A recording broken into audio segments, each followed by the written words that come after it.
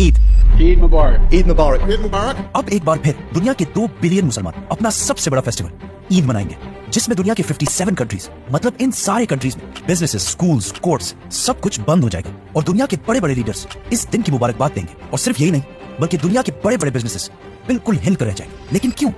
इस सब के आखिर होने का मतलब क्या है? पूरी दुनिया में ये सब कुछ सिर्फ और सिर्फ एक इंसान की वजह से होगा, जिसका नाम था इब्राहिम अलैहिस्सलाम।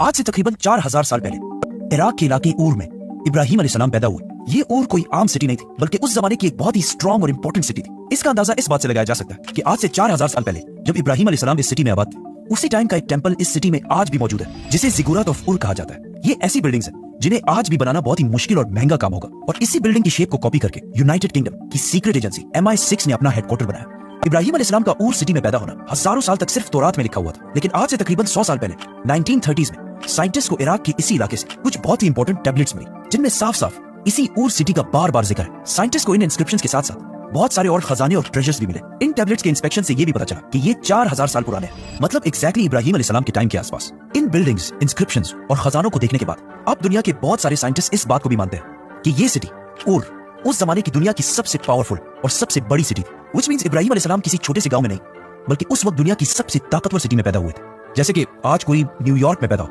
और इस सिटी में भी इब्राहिम अलैहिस्सलाम किसी आम घराने में नहीं, बल्कि एक बहुत ही ताकतवर शख्स के घर में पैदा हुए थे, जिनका उस सिटी के बादशाह के साथ बहुत क्लोज ताल्लुक था। लेकिन इब्राहिम अलैहिस्सलाम जवानी से ही इस सिटी में बिल्कुल भी खुश नहीं थे और हमेशा ही इस सिटी के स्कॉलर्स और उलमा के साथ झगड़ते रहते थे, क्योंकि इस सिटी में लोग एक खुदा के बजाय बहुत सारे बुतों की इबादत किया करते थे और